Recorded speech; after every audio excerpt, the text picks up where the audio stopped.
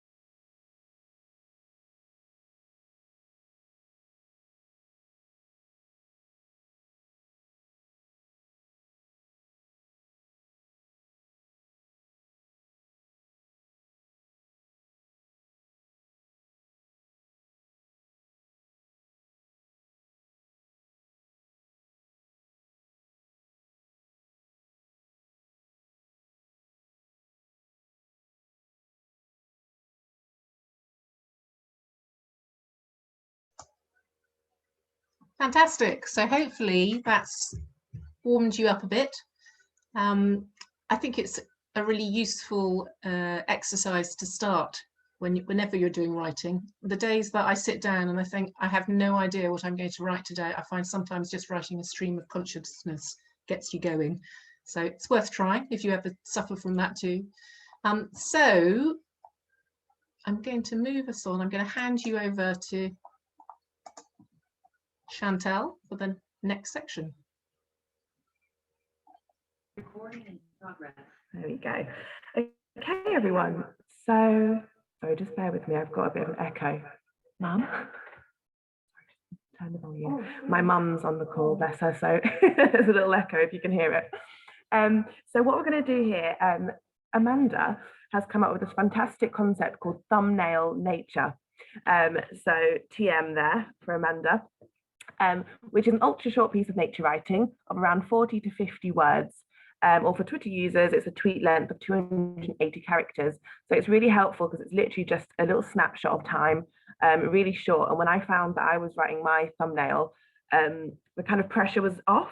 It was quite nice to have a limit. And I felt like there was no pressure to, you know, write pages and pages like a, you know, what I would define like, you know, feeling like a novelist or something. So for me, it was really nice to just have a little snapshot. So we've got some examples here, and I'm going to read them out loud and then just say a little bit of what I like about them. And it's just a couple of examples just to inspire. So here we go. The first one is by Nicola Chester. Not much to see here, but a woodlark is singing. I can't see it either. And this is important because a woodlark nested on this field edge, and 3 weeks ago, silence. I assumed the nest predated, but they might have been quietly raising chicks. Either way, not gone. And what I love about this bit of writing from Nicola is a kind of change of pace. Maybe I didn't reflect it very well in my voice. I just sort of thought as I was reading it. But it kind of goes from being quite serene, a woodlark is singing, then it's like, I can't see it either. And then this is important and it's capital letters. And then, you know, 3 weeks ago, silence, either way, gone, not gone. So I kind of love how it's quite serene. And then it's the sort of like punchy bits of dramatics.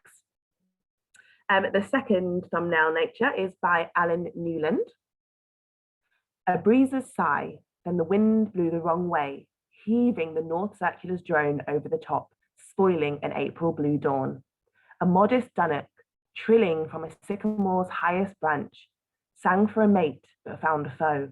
A puffed up tit, lower, louder, shrilling higher still. What I love about this piece is I feel like I'm there with Alan. I feel like I'm looking up because it starts off really high and it's kind of like I imagine myself looking up at the sky. I also love that it kind of awakens my senses in a way because you've got the breeze's sigh, which I feel like I can feel, you know, the wind blowing the wrong way, spoiling the April blue dawn, you know, I can see that, and then the modest dunnock trilling and it's the sounds. Also like the levels because you've gone from looking really high up at the drone to kind of like making your way down to branches. So without seeing anything, he's created these levels and you're sort of looking, and that's what I love about that piece. This is my little thumbnail nature that I wrote on the train. The pitter-patter of clawed feet break up the silence of night. Badgers? Approaching. I whip my head to the left, frozen with excitement. Black and white stripes race past, fast, gone with the wind, leaving behind an air of awe and wonder. Inhale, exhale. Nature takes my breath away. And that was just inspired by, literally, as it was a real life thing. I was coming home one night, and as you do, I was admiring a snail on the pavement, and I literally just heard like these pitter patter of feet, and I looked left, and I knew it was badgers because they make a really distinct, quite sound. And I was trying to like get my camera out, but I just thought, let me just have a look, and they literally just raced past. So, that was just a very honest depiction of what happened, which I think is Amanda sort of gave me that inspiration to just write something that's true, because then that's the easiest instead of trying to make it up and imagine. Sometimes it's easier just to say what you've seen. And then the last but not least is by Amanda Tuke. So why grasses? From wetland giants and scaffold to sticky rice and toast, dune makers and tiny quakers, and here around my feet, delicate dancing fescue anthers, roots which crept from a fertile crescent, braided sweetly with our descent. That's why grasses. And what I love about this thumbnail nature is it starts off with a question. And immediately when something starts off with a question, it's like your curiosity is piqued. It's like, oh, why grasses? I want to know. And so you're kind of then clawed on to every sort of word going, oh, that's why grasses. And it ends literally going, that's why grasses. I also love how the pace is almost like a little bit of a dance. So dune makers and tiny quakers, it kind of makes me want to do this with my hands, and here around my feet. It's like a really, I think, really sweet way of describing it. So yes, that's what I love about those pieces, and I hope they serve to inspire you. I will now go to the next slide, please, Amanda. Okay. So we're now on to writing exercise 2. So we've had a bit of warming up, we've had a little bit of inspiration. So now we're going to continue with the writing to get those juices flowing again. So what we want you to do is to think yourself back into the moment you were doing the pre-workshop activity. So just to remind you, the pre-workshop activity was this. So it was to spend 10 mindful minutes doing one or more of the following things. So A was looking at the effect of sunlight through the leaves. B, noticing the reflection of sunlight on an insect's wings. C, closing your eyes and being aware of the sunlight through your eyelids. And D, enjoying the reflections of sunlight on a pond, river, or the sea. That's just a reminder, but a big disclaimer, if you didn't manage to do that, it's absolutely understandable. You're not in trouble, and we want this to be as accessible as possible. So if you didn't manage to do that, it's absolutely fine. And we just ask that you use the image on the screen, which Amanda took of hornbeam leaves in a woodland, just to sort of inspire you. So if you imagine that you're looking up at the light through these leaves, and then you can use that to do the exercise. So what we want you to do for the writing exercise is to describe the details of what you can see, hear, feel, and or smell. So that someone reading would feel like they're there with you, so that they're in the moment with you. If you kind of can't, imagine, if you can't hear anything, if you can't see anything, don't try to like make it, embellish it and make it really, make it too much. If you can't imagine that, then just kind of move on to the next one. It doesn't have to encompass all of those. But we're going to have about 10 minutes to do that. So we will be checking back in. It's 11, let's say 11:20. So we'll check back in at about 11:30. Okay, all on mute. Any questions, pop it in the chat.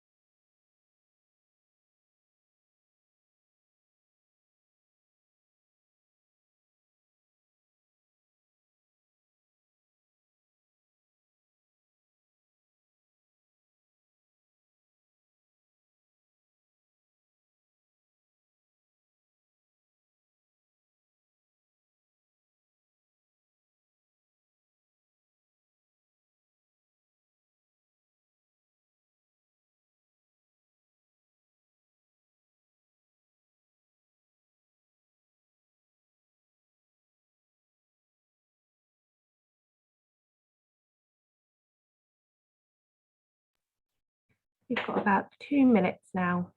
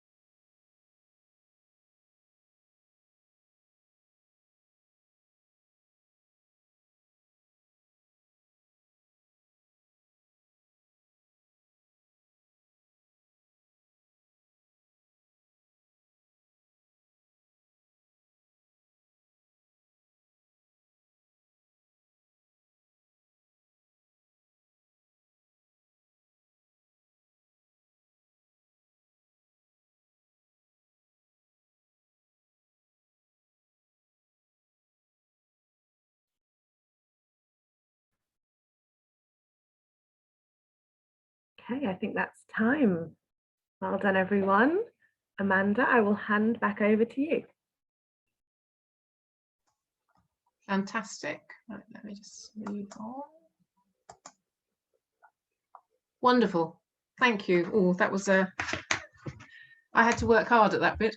So thank you very much, Chantal. If any of you are thinking Chantal looks familiar, that may well be because she was a bit of a star on Spring Watch a few weeks ago. So I'm talking about the Great North Wood, talking wonderfully passionately about the Great North Wood. So for those of us who live in the area of the old Great North Wood, that was very inspiring. But yeah, so lots more. It's time somebody took over from Chris Packham, isn't it? So just to give you a bit of a break from writing before we do the next writing exercise, I just wanted to share something with you that has been, for me, has been a kind of life-changing thing, which is so this book that hopefully you can see that I'm holding up, which is Braiding Sweetgrass by Robin Wall Kimmerer. So Robin Wall Kimmerer is a biologist but also a writer in the States. She's a First Nation writer. And she writes a lot about her experience of being a First Nation writer as well. But I just wanted to share with you a little section of her writing. So I'm just going to read this out. And why I particularly picked this bit is because one of the things I think she does absolutely brilliantly is she doesn't just write about nature and her experiences. She really invites you into the writing. And in this piece, literally, she's inviting you. She's talking to the reader. And that's a really nice way of engaging people with your nature writing. So not to do it always, but it's a thing to consider when you're writing. It's a nice technique to really, pull in your reader. So this is a little section of Braiding Sweetgrass. Hold out your hands and let me lay upon them a sheaf of freshly picked sweetgrass. Excuse me. Loose and flowing like newly washed hair. Golden green and glossy above, the stems are banded with purple and white where they meet the ground. Hold the bunch up to your nose. Find the fragrance of honeyed vanilla over a scent of river water and black earth, and you understand its scientific name, Hierocloe odorata, meaning the fragrant holy grass. In our language, it is called wingashk, the sweet-smelling hair of Mother Earth. So there's just something, for me, there's just something wonderful about the way she doesn't try to be clever in her use of language, but you're just in that moment with her. I can smell the grass. It maybe look at what sweetgrass is to see if it's something that we have here. And we do have versions of sweet scented grass in this country as well. So so I'm on a bit of a grass tip at the moment, hence my thumbnail nature piece. So hopefully that's inspiring, and I would really, if you can, I would really recommend reading the book. It's a wonderful book. It's as I said, it's one of those books that makes you, really changes the way you look at things. So wonderful, really to be recommended. Okay, so I'm going to move on to the next exercise. So with Chantal, what Chantal asked you to do was to think about, in your pre-workshop activity, to think about what your senses experienced during that. And some nature writing is just about sensory experience, and there's nothing wrong with that. That's absolutely fine. But we've talked a bit about, you know, the place of the writer in writing as well. And so for this third exercise, what I'd like you to do is to once again put yourself back into that moment when you were doing your pre-workshop activity.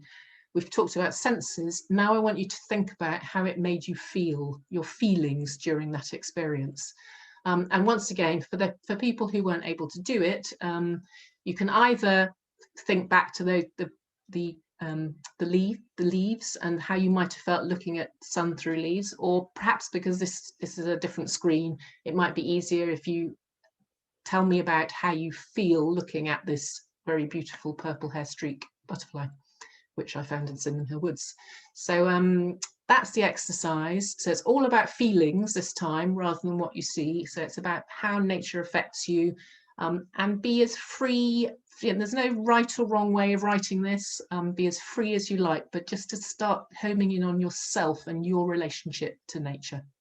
Brilliant. So once again, you've got about 10 minutes. We're doing very well in terms of timing, so we might be able to give you a little bit more, or we might have a slightly longer break. Wonderful. Okay, so please, if you'd like to make a start on that.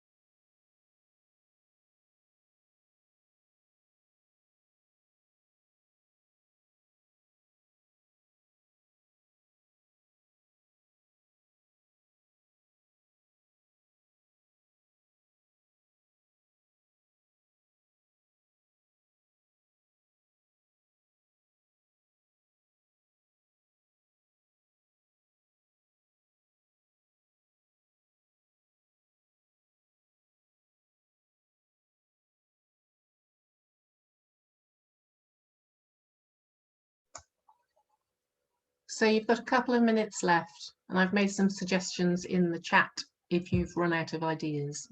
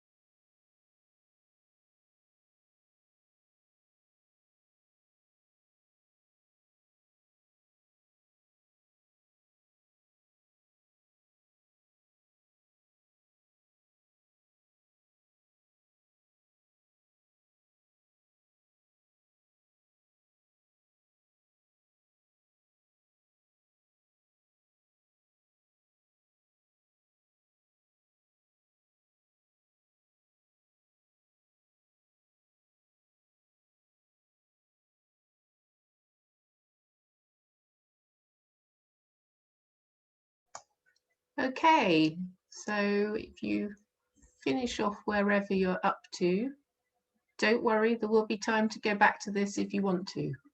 So I'm going to hand over to Chantel at that point. There we go. So yeah, well done everyone. You can maybe give your wrists a little shake around if you've been writing with such vigor that they're a little bit achy. So now we go on to a little bit of a break, but I've got a bit of an over break activity, so we're going to have about a 5 to 10 minutes break. Am I right in saying about 10 minutes, Amanda, until 12? Yes, I suggest we start again at midday. That's easy then, isn't it? Fab. I don't want to eat into too much of the time, so there's a bit of an overbreak activity. Please feel free to go away, to turn off your camera, to get a cup of tea, whatever you need to do. But when you return, you can post your favorite sentences or phrases from any of the exercises we've done so far in the chat. And then if you'd like me to read them out, you can also just, I will pick some out and read those out. So please have a little break, go and relax, and we'll see you at 12 p.m. Thank you.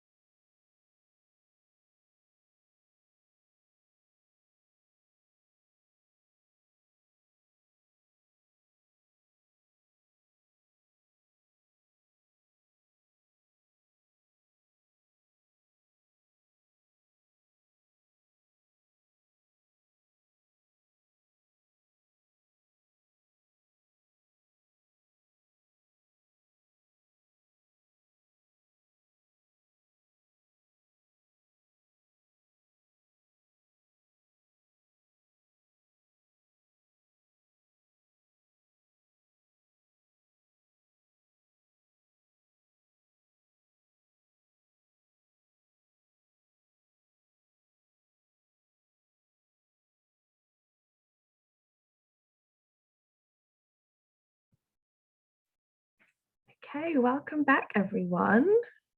I hope everyone's had a sufficient break, managed to do what they wanted to do. The chat has been alive with nature writing and I'm absolutely excited.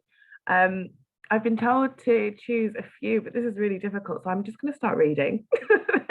And I've got 5 minutes to do this, so I'm just going to start reading because I can't pick. So let's see how far we can get in 5 minutes as everyone starts to come back in and get themselves ready for the last part of the workshop. So here we go, I'm going to start from the top. Okay, so the first one was from 7419. Butterfly flutters, magical, mysterious, together poetry, emotional empathy, wonderful companion. I'm going to reserve saying anything about them, but just know that I love them all. I think they're all amazing. I've been reading them, but just for time, I'm not going to comment on them. Finola Scott, how does it hold the change? Has it always known it's my mayfly? Red and black, what does time even mean? Amanda Tuke, clusters of sun-dazzling factories in a tasty business park. That one for me is really intriguing and I really want to know more, Amanda. Amy Darby, I feel so calm surrounded by nature's green, the beautiful butterfly on a leaf, it's landed there to rest its wings. Elle Rhodes, the sun is still a blister in the sky, hot and throbbing with the effort of the day. Under my feet, the topsoil is beginning to crumb up, the wheel ruts left by a recent tractor firming into peaks and valleys as they dry. Anjay, not the burning midday sun or the glory of the sunrise, but a gentle farewell to the day. Kerry, beach in spring, each leaf like a stained glass window, filtering the morning sunlight. The new leaves are so fresh, bright, fragile compared with the dark, glossy Christmas evergreens. These leaves are new life, but in just a few months they will litter the forest floor, crisp and russet, the death throes of summer. Ayaz, the breeze touches the sweat-soaked body, giving relief like the first drop of first rain gives to a parched and dry land, thirsty for the soothing touch of the rain for years. Nicola Hunt, an emerald on a leaf, admiration, beauty yet simplicity. I am in awe, a visceral sensation as I witness a private moment in the life of this insect. Samantha Watson, so very red, the sun lends clarity and luminance to the leaves, enhancing the colour to a wondrous, vivid scarlet. Yes, turn the other way and the stained glass quality is lost. The translucent effect is gone, the leaves become more solid and more purple, less blood red. iPad, beguiled by the purple hair streak butterfly, drawn towards her, conflicting emotions, my desire to reach out and touch her, hold her, invading her space without permission, to stroke her velvety soft wings, to be a part of her world, to see through her eyes the beauty around her, to hold her in the palm of my hand and wonder. Nicola Hunt, I can trace the veins on the underside of the leaves, the fractals, nature's stained glass gives peace. Oh, we're seeing a lot of nature stained glass, I like this. Charlotte Varela, green spotlights, the woodland floor below a stage, the leaf veins are lamp facets, the sunlight a bulb. Jamie Redway, look up, up, up, through the canopy of emerald flags. Do you see? The tree wears a crown of sunlight, a radiant cascade of gold and green. See it flitter and float down to our feet. Hold your head up towards the splendor. Shut your eyes and you can still see the glittering glow of shimmering light. You are safe in the warmth, for it brings life. Geeta, citron yellow sprinkled like gold among the green. I have 1 minute left, so I'm going to speed through. Elliot, at the park's northern western edge, a shock. Leaves like gold coins shift in the wind. Half the sky is a blanket of dark grey clouds. A storm comes. Angie. The cool breeze is calming, the afternoon still hot, too bright where the path cuts through the meadows. In the shade of the riverbank, tired eyes relax. At the field edge, abandoned hay bales, smoulder, scents of wood smoke. Minds turn to families gathering for barbecues. Mouths turn to idle chatter.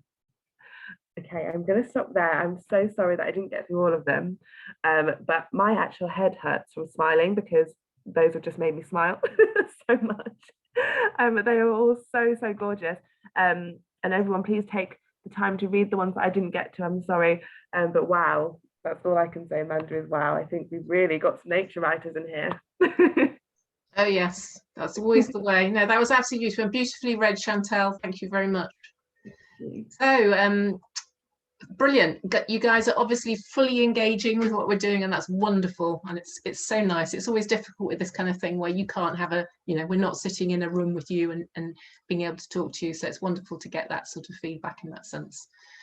So now we're going to move on to, I suppose, what is really the main event, the slightly longer writing exercise. So for this piece of writing, what we're after is certainly the end result would be a piece of thumbnail nature of no more than 50 words. And the final thing does need to be no more than 50 words. And on the subject of the nature of light, so the theme of our workshop. And obviously you can draw on things you've already written in the workshop today, but I wouldn't stop there because one of the experiences I've had as I've become a writer is that you quite often you write something, you think, yeah, that's really, I really like that, that's great. And then when you do a little bit more work, you actually come up with something that's even better. So don't settle for your first thing, even if you then return to it. So try some more ideas, try pulling things together, try taking the pieces of writing from the different exercises and thinking, what do you like out of each one that you produced, and what happens if you put them together in a different way. But I would suggest, if this is something that's relatively new for you and you're not used to doing it like this, that you write first, you then read it aloud to yourself, you edit and polish it, you read it aloud again, look for things like, do you put other repeated words in it? Because you can't really get away with many repeated words in 50 words unless you're doing it deliberately. Think about, have you written cliches in there, other things that you've definitely read somewhere else and you're thinking, oh, maybe I've got a new way of saying that. So be quite tough on yourself while you're doing that. But let's see how much of that you can get done within 20 minutes. And then we'll talk after that, we'll talk about the next steps for that piece of writing. So I'm so looking forward to seeing what you come up with, which you don't have to, I would suggest concentrate on the writing now rather than the sharing. But yeah, you've got about 20 minutes, so why don't you start now?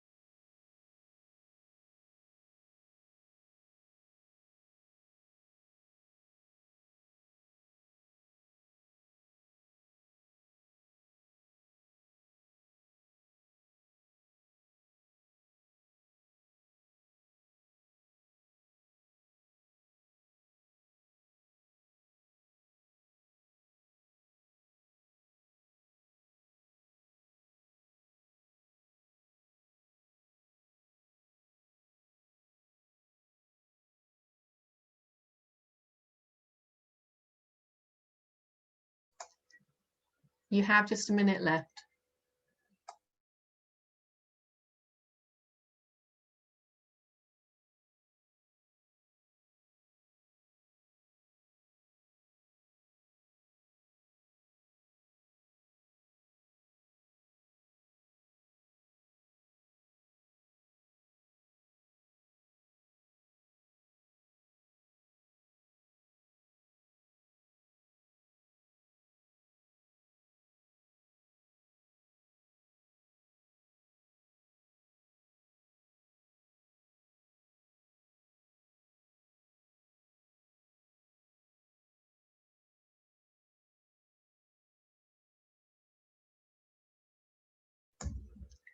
Okay, everybody, you can pull yourself back out of your writing. Before I move on to the wrap up, I'm just going to read, I think there's 3 pieces of writing which were posted in the break, which we didn't get a chance to read. So I'm going to squeeze them in now. It's such a shame to miss that. So the first one is from Sunjay Gupta. There's a quote from Labi Sifra, but Sunjay wrote, "This butterfly I see is perfectly shaped to do what it must. Its only object at the moment is the moment itself and what it is doing. I wish I could feel that way too, comfortable in my surroundings and in my life, to live and if need be, die in the moment." And from Natalie Reid, "As I walked beneath the spring-coloured leaves of trees towering above my head, yet its branches and leaves felt as if they stretched across and tapped my head, causing me to stand still and look upwards in amazement. This magical moment awakened something inside of me, which there are no words to describe, such as the beauty of art." And then finally from Jenny Cooper, "This is my heaven on earth, peaceful, awe-inspiring, calm, being able to sit amongst this wondrous wildlife." So that finishes the range of beautiful bits of writing that you posted. But in terms of what's next, just to sum up what we've been doing today. So obviously in an hour and a half, you can't say everything that, I mean, I could drone on for a very long time about nature writing, but you can't say everything in an hour and a half. But the tips that we've shared with you today, the first one is around rooting your writing in the moment of experiencing nature. As Chantal put very eloquently, much more eloquently, it's the idea that, I mean, don't make things up if you experience them. There's no need to. So if you always start with experiencing nature, that's a really good way of getting yourself writing. We've talked a lot today about details and relishing details, however tiny those are. And that's a nice way of sharing things with other people that they might not have seen before, but you are noticing in that moment. And then finally, as I talked about before that last exercise, if you roughly spend about 1/3 of your time writing and 2/3 editing and polishing, that's probably about right. So it sounds strange. You might imagine that writers write and write and write and write all day, but actually what they're doing a lot of is going back over writing. So don't settle necessarily for what comes out the first time. Go back, polish, polish, polish until you absolutely have a beautiful thing to share with other people. So those are the tips. And then what next? Well, as we've done, for those of you who've done previous workshops with me, if you'd like your piece of thumbnail nature writing on the subject of the nature of light to be considered for an online anthology, which will be, for which I'll have some help from the wonderful communications team at the London Wildlife Trust, then please send me your final polished version, and it must absolutely be only 50 words. And I just say that because otherwise I have to come back to you and say, which word could you lose? So it's much easier if you do that rather than me having to suggest it. If you could send it to me at that email address, so amanda.tuke19@bathspa.ac.uk by midnight on Monday the 21st of June. And I've extended it a day more than we normally do, just in case you'd like to write about this, experiencing the solstice. So that gives you an extra day. So if I receive it by then, I'll consider all of those pieces of writing for inclusion in the anthology. If you are a photographer or a visual artist, and you have illustrations you'd like me to consider too, I won't be able to include all of them. From experience, we get far more than we can squeeze in. But if you'd like to send those to me with your piece of writing, I'm very happy to consider those too. And if you've just enjoyed writing today and you don't want to follow up with the anthology, that's fine as well. So it's entirely up to you. There's no obligation. One thing I will do, though, is send all of you a request to fill in probably just 2 questions for a feedback survey through Eventbrite. And I'd be so grateful if you did respond to it. We always want to make sure you have the best possible experience, and hearing what worked for you and what didn't really helps with that and development of future workshops, which leads me on to saying, and there will be future workshops. So as part of my Nature Writer in Residency, I'm going to continue delivering leading workshops over this year until March 22. And I will have wonderful co-hosts like Chantel. Thank you very much, Chantel, today. We'll have a different co-host for every workshop. And we'd be delighted to see you back. So that's all from me. And just to say, please keep nature writing. Chantal, I don't know if you wanted to add anything. I just wanted to say thank you to you, Amanda, for inviting me to do this, because it's not something that I would have kind of thought of doing myself. I wouldn't even label myself a nature writer. I normally do kind of poetry, and it's just how my emotions kind of flow. But this was really, really amazing to do and to experience, and also just to take a snapshot out of the weekend, which can all be really busy. And just to kind of take some time. And I think everyone should congratulate themselves and say well done to yourself for dedicating some time to yourself, because this is very much self-loving, I would say. It's been really, really serene. So I think everyone, well done. Well done for persevering, because I feel like we've kept everyone who came in, no one left. So yeah, I just want to say thank you so much to Amanda, and thank you so much to everyone for engaging and being so amazing. It's been fantastic reading your writing, and I can't wait to see the anthology. Absolutely, it's been a pleasure, and so look forward to reading all of your writing. Thanks and goodbye. Bye everyone. Bye. Thank you.